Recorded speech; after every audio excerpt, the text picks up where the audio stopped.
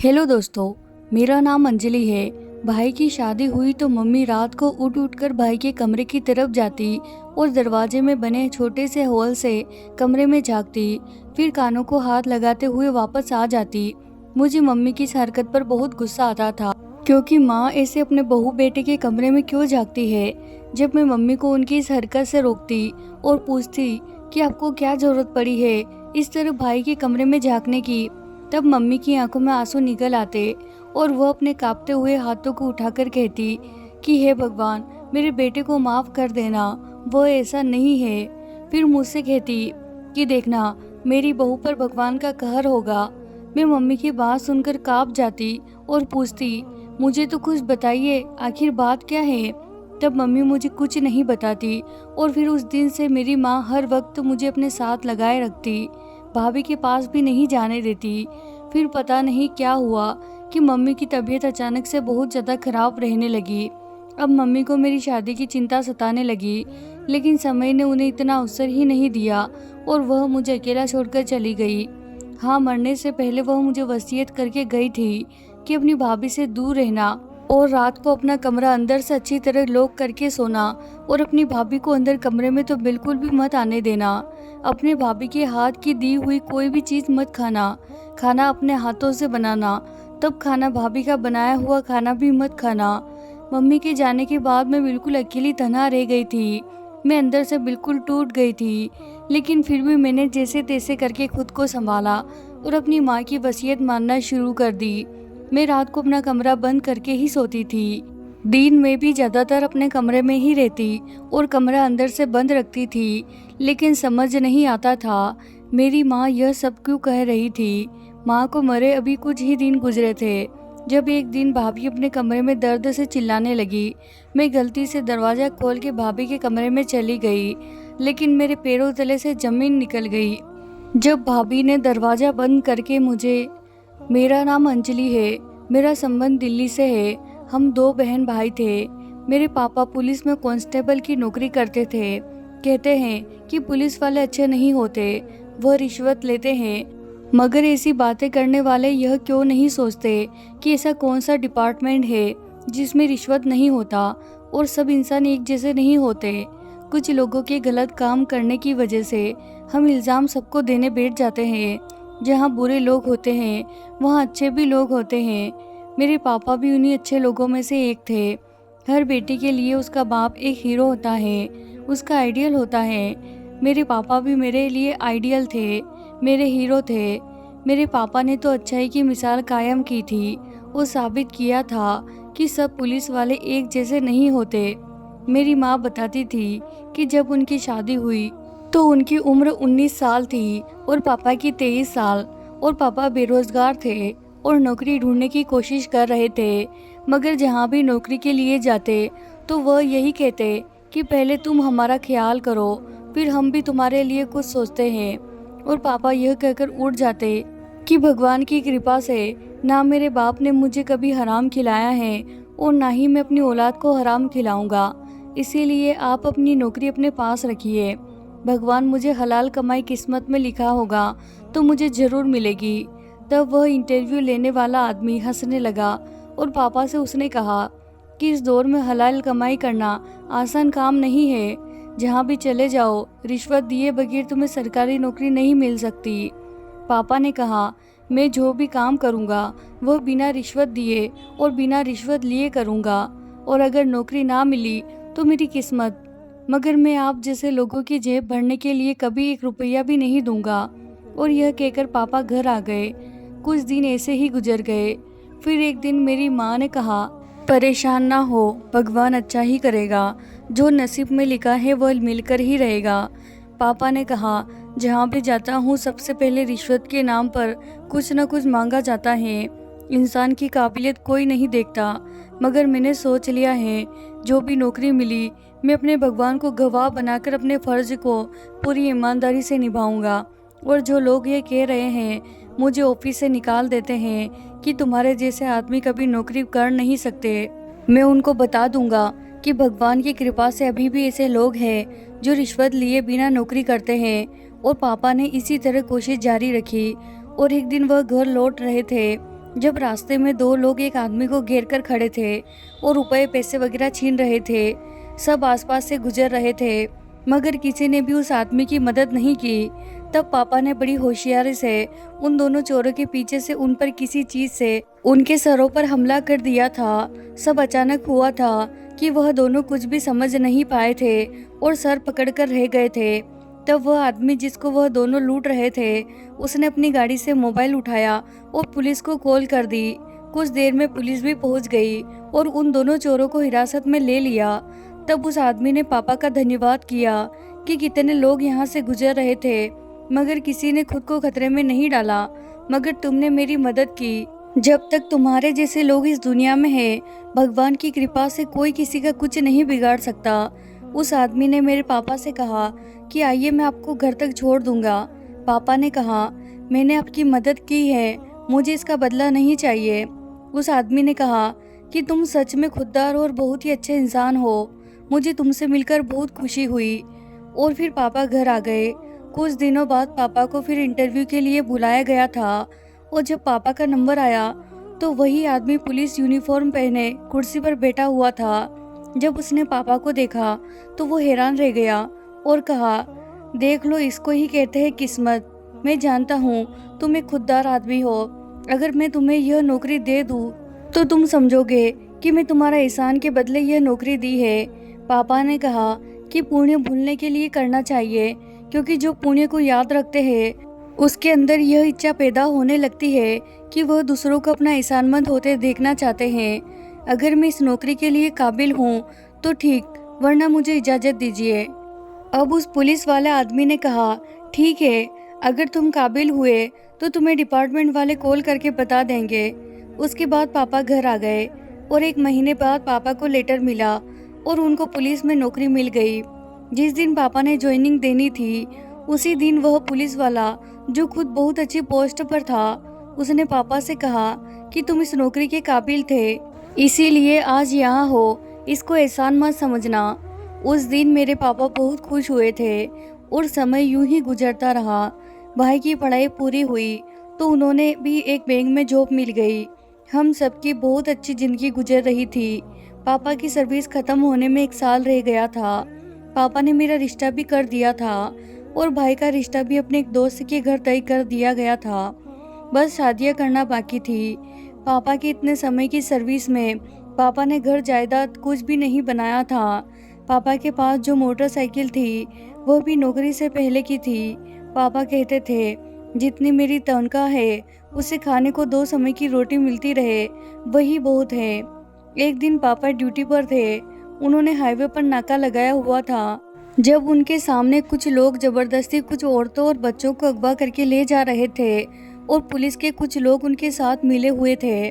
पापा ने जब चेकिंग के लिए उन्हें रोका तो पापा के साथ ड्यूटी पर मौजूद अफसर ने कहा कि आप इन्हें जाने दें, यह लोग मेरी पहचान वाले लोग हैं।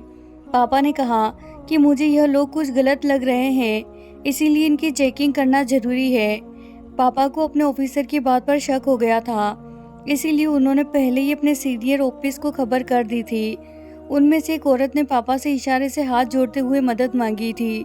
पापा ने आदमियों से कहा कि आप सब लोग गाड़ी से बाहर निकले, मुझे आपकी गाड़ी की तलाशी लेनी है। वह अगवा करने वाले लोग पापा से उलझने लगे और कहने लगे, प्लीज़ हमें जाने दें, हमें बहुत जल्दी है। पापा ने कहा, तुम लोग इन औरतों और बच्चों को जाने दो और खुद को पुलिस के हवाले कर दो, तुम्हारे लिए यही अच्छा होगा। मगर वह नहीं माने। जब दूर से पुलिस की दूसरी गाड़ी आती दिखी तो वह लोग जबरदस्ती भागने लगे।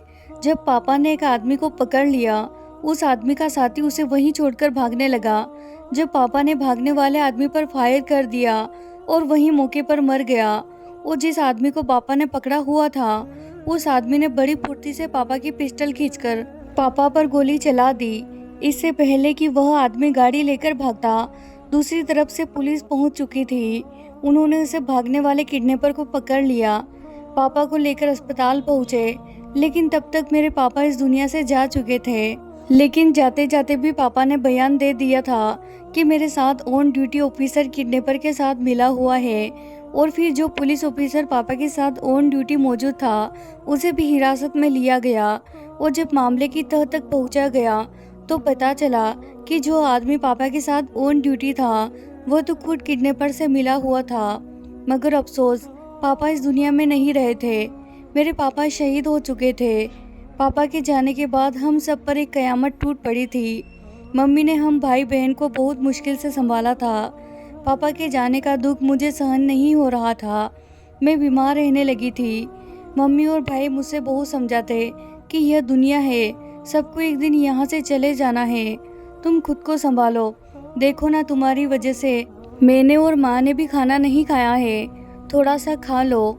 मगर मुझे कुछ होश नहीं था। भाई रोते हुए कमरे से निकल गया। मम्मी ने कहा, अंजलि बेटी, हमारी नहीं तो अपने पापा की खातिर संभल जाओ। तुम्हारे पापा की आत्मा को कितना दुख होगा। तब मैंने कई दिन बाद थोड़ा सा खाना खाया था। यूं ही 1 साल गुजर चुका था। एक दिन मम्मी ने कहा कि तुम्हारा भाई कुछ परेशान सा है, तुम पूछो, वो तुमसे कोई बात नहीं छुपाता। भाई घर आए तो सीधे कमरे में चले गए। कुछ देर बाद माँ ने कहा, जाओ अपने भाई से पूछो कि खाना खाया या नहीं। मैं भाई के कमरे में गई और भाई से कहा कि मम्मी आपको बुला रही है। भाई ने कहा, मुझे भूख नहीं है, तुम खा लो। मैंने कहा, भाई क्या बात है, कोई परेशानी है तो मुझे बताओ। भाई ने कहा, कुछ नहीं, बस थक गया हूँ, आराम करूँगा। और उस दिन पहली बार भाई ने मुझसे झूठ बोला था। कुछ तो ज़रूर था जो भाई के चेहरे से ही साफ जाहिर हो रहा था, लेकिन भाई बता नहीं रहे थे। काफ़ी दिनों से माँ की तबीयत भी खराब रहने लगी थी। भाई बाहर जा रहे थे। मैंने कहा, भाई माँ कुछ ठीक नहीं है, आप माँ को डॉक्टर को दिखा दे। भाई ने कहा, मुझे पहले ही देर हो चुकी है, फिर किसी दिन डॉक्टर को दिखा दूंगा। तुम माँ को तब तक दर्द की दवा खिला दो, उसके खाने से माँ की तबीयत अच्छी हो जाएगी। भाई के जाने के बाद मैं हैरान हो गई कि पता नहीं इनको क्या हो गया है। भाई पहले तो ऐसी बात नहीं करते थे, अब तो जब भी बात करो उखड़े उखड़े से शब्दों में जवाब देते हैं। फिर एक दिन भाई को कहीं पार्टी में जाना था। भाई ने मुझसे कहा कि अंजलि, मेरे नए वाले कपड़े प्रेस कर देना, लेकिन मुझे याद नहीं रहा। मैं और कामों में बिजी रही। जब भाई घर आए और कहा कि अंजलि, मेरे कपड़े मेरे कमरे में रख दो, तब मैं किचन में थी, मुझे आवाज़ सुनाई नहीं दी। और भाई ने जब बाहर आकर देखा तो कपड़े नहीं रखे थे। मैं खाना बना रही थी जब भाई इतने गुस्से में आकर बोले, बहरी हो गई हो क्या, आवाज़ सुनाई नहीं देती? कब से आवाज़ दे रहा हूँ, मेरे कपड़े कहाँ हैं? मैंने कहा, भाई वह तो मुझे याद नहीं रहा, प्रेस करना भूल गई थी। भाई ने कहा, बाकी सब काम याद है, क्या बनाया है क्या खाया है, मगर याद नहीं तो बस यही की जो मैंने तुमसे कहा था। मैंने कहा, भाई कसम से मुझे याद नहीं रहा, आप जानते हैं पहले कभी ऐसा नहीं हुआ। भाई गुस्से से बोलते हुए घर से बाहर निकल गए। मैंने माँ से कहा, भाई को क्या हो गया है, क्यों इतने नाराज़ रहने लगे हैं? माँ ने कहा, कुछ नहीं, वैसे ही अपने काम की वजह से परेशान होगा, तुम टेंशन मत लो, घर आएगा तो मैं खुद बात करूँगी। पापा के जाने के बाद घर में बहुत अजीब सा माहौल हो गया था। भाई बात बात पर मुझसे और माँ से उलझ पड़ते थे। हालांकि पहले तो भाई ऐसे नहीं थे। हमारी छोटी सी तकलीफ पर भी भाई अपना काम छोड़कर आ जाते थे। माँ बीमार पड़ी, बुखार में तप रही थी, मगर भाई को परवाह नहीं थी। ना जाने हमारे परिवार को किसकी नज़र लग गई थी कि हमारे घर की खुशियाँ हमसे रूठ गई थी। मैं खुद माँ को लेकर डॉक्टर के पास गई थी। मैंने भाई को कॉल की और माँ की तबीयत का बताया कि डॉक्टर के पास लेकर आई हूँ, आप आ जाए। तो भाई कहने लगे, मैं बिज़ी हूँ, तुम माँ को लेकर घर चली जाओ।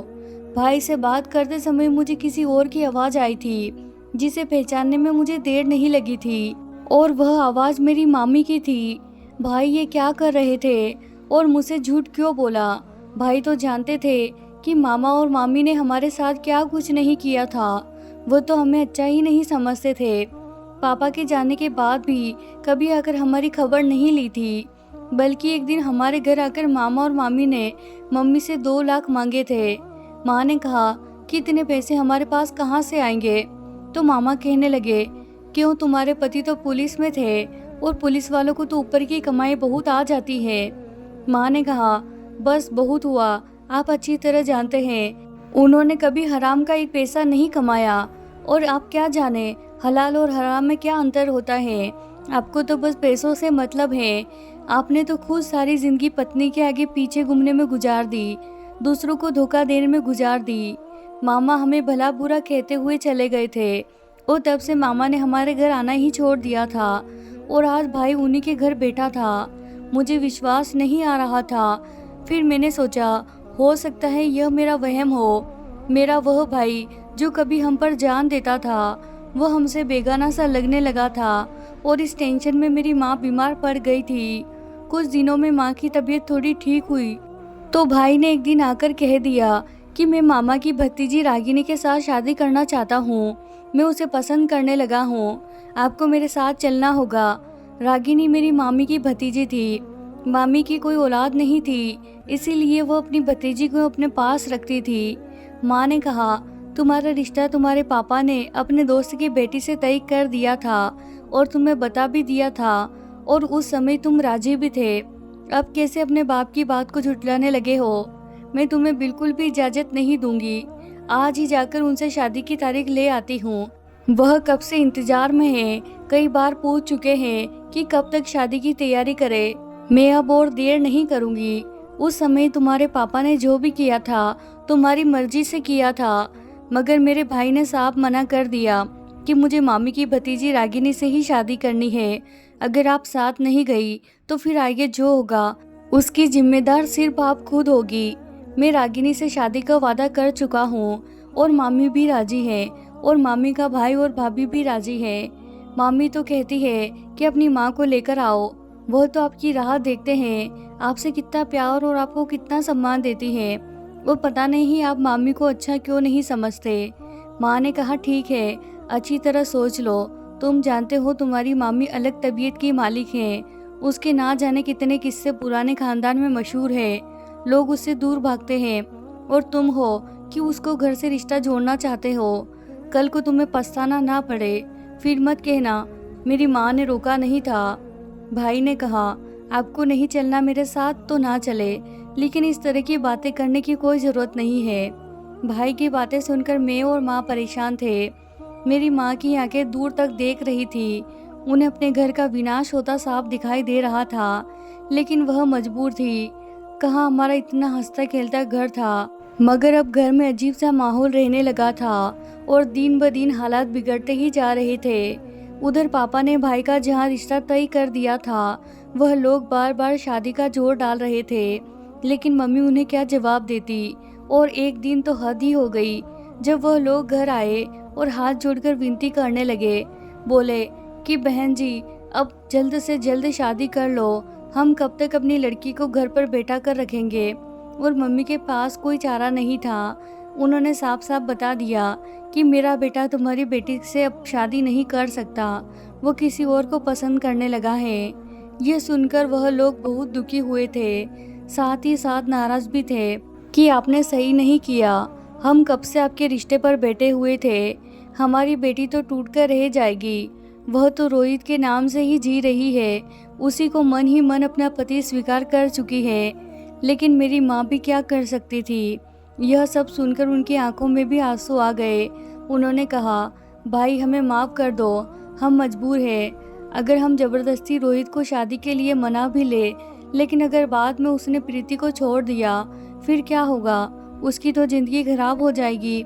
और फिर भाई ने अपनी मर्जी से मामी की भतीजी रागिनी से शादी कर ली थी।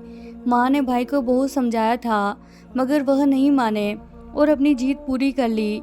मामी की भतीजी रागिनी बहुत ही तेज तर्रार और बहुत ही चालाक लड़की थी। भाई के सामने तो बहुत ही धीरे और प्यार से बात करती थी, मगर जैसे ही भाई घर से चले जाते तो भाभी का व्यवहार मेरी माँ के साथ बहुत ही अजीब हो जाता। मगर मैंने जो बात नोट की थी वो बड़ी अजीब थी। अब माँ रोज़ रात को भाई के कमरे के बाहर खड़े होकर अंदर झाँकती थी। मुझे माँ की ये हरकत बहुत बुरी लगती थी।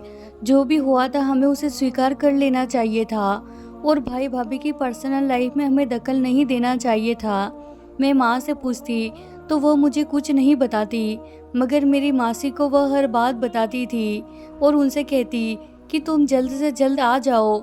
मासी मेरी सगी मासी नहीं थी, मेरी माँ की सहेली थी, लेकिन सगी बहन की तरह ही आपस में दोनों में प्यार था और उनके बेटे से मेरी माँ ने मेरा रिश्ता तय कर दिया था।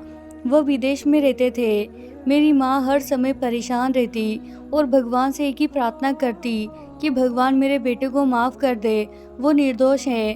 और मुझे कहती कि तुम्हारी भाभी रात को जो हरकतें करती है, तुम देखना एक दिन उसके ऊपर भगवान का कहर टूटेगा। मैं माँ की बात सुनकर काँप जाती थी। अब भाभी कई दिनों से भाई को इस बात पर मना रही थी कि अपनी बहन की शादी मेरे भाई से कर दो, और भाई तो वैसे भी वही कर रहे थे जो भाभी चाहती थी।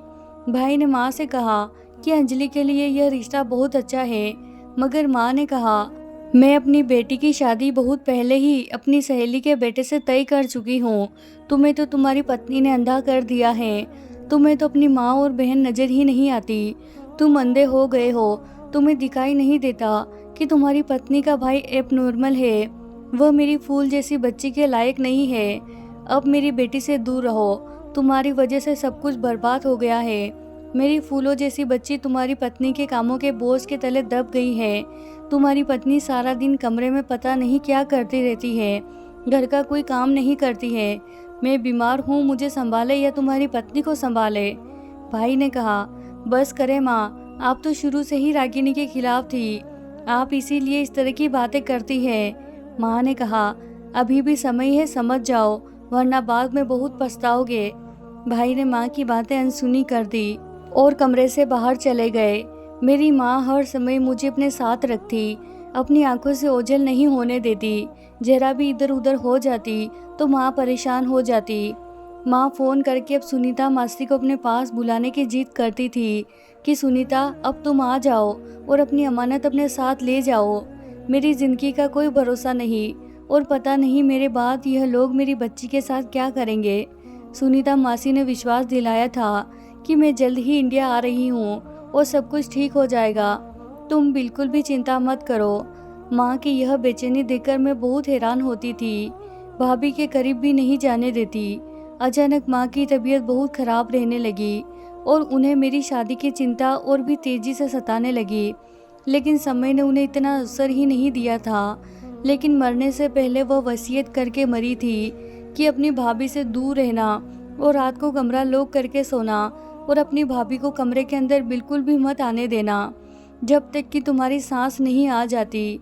तुम्हें बहुत सावधान रहना है। मैं ऐसा ही करती। अभी माँ को गुजरे 1 महीना भी नहीं हुआ था जब एक दिन भाभी दर्द से चिल्लाने लगी।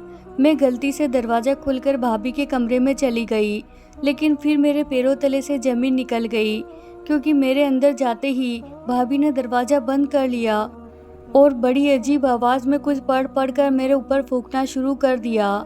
मैं दरवाज़ा खोलकर बाहर की तरफ भागी ही थी कि अचानक मैं अपनी मासी से टकरा गई। मासी के साथ एक बूढ़ी औरत भी थी। उसने कहा घबराओ नहीं, अब मैं आ गई हूँ। उस बूढ़ी औरत ने भी कुछ पढ़ना शुरू कर दिया। तभी भाभी अजीब सी आवाज़ में कहने लगी, बूढ़ी औरत क्यों मेरे हाथों मरना चाहती है? चली जा यहाँ से। और अंजलि, तेरी शादी तो मैं अपने भाई से ही करवा कर रहूँगी। हमारी किस्मत अच्छी थी कि उस समय भाई भी घर आ गए थे। भाई अब सब जान चुके थे। वह बूढ़ी औरत, उसने एक गोल घेरा बनाया और मुझे, मासी और भाई को एक एक ताबीज़ पकड़ा दिया और कहा किस छोड़ना मत, और ऊंची आवाज़ में कुछ पढ़ने लगी। भाई अभी अजीब आवाज़ में उस औरत से कहने लगी, मुझे छोड़ दो, मेरा कोई दोष नहीं। मुझे मेरी बुआ ने जो कहा था मैंने वही किया है। मगर वह बूढ़ी औरत कुछ पढ़ कर मेरी भाभी पर फूंकती ही जा रही थी और कहने लगी, अंजलि की माँ को मराने वाली यही औरत है। उन्हें कोई बीमारी नहीं थी। इस लड़की ने ही ताबीज़ों के जरिए उनकी जान ली है। इसीलिए नींबू को काटकर उसमें ताबीज़ रखकर सुइयाँ लगाई गई है और उस नींबू का रस लेकर अपने पति को पिलाती रही है। उसके दिल और दिमाग को बंद किया गया है ताकि अपने घर वालों से नफरत करे और इससे मोहब्बत करे। अचानक भाभी रोती हुई भाई के कदमों में बैठ गई और हर बात बताने लगी।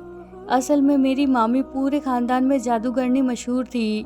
उन्होंने जादू टोना के जरिए मेरे भाई को अपने बस में किया और फिर अपनी भतीजी से शादी करवा दी।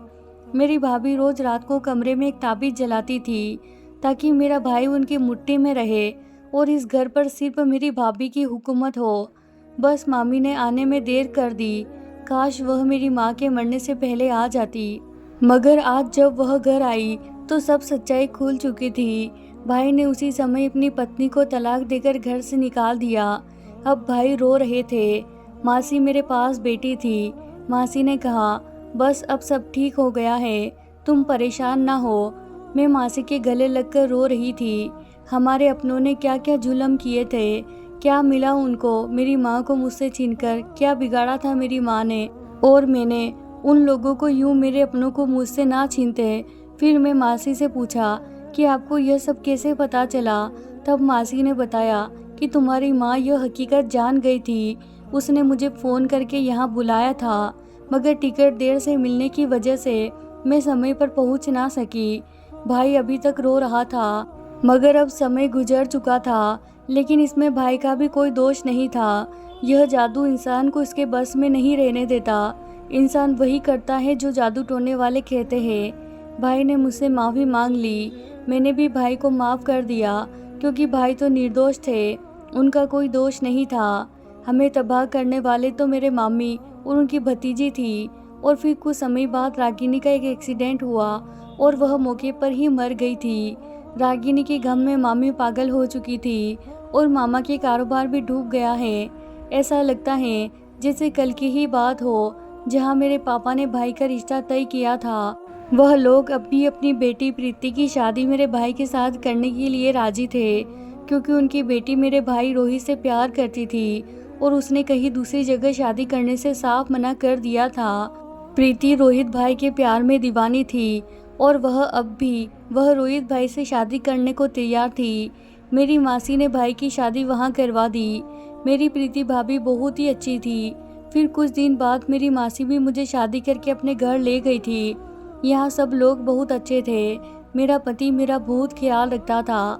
मामी अब पागल हो चुकी है और वह गलियों में इधर उधर भटकती रहती है और मामा चारपाई से लग गए हैं। अपने किए की सज़ा उन्हें मिल गई थी। आखिर में बस इतना ही कहना है कि इंसान ऐसे गलत काम करते हुए यह क्यों भूल जाता है कि वह जो कुछ भी कर रहा है पलटकर उसी की तरफ आएगा। जो बोया जाता है वही काटा जाता है।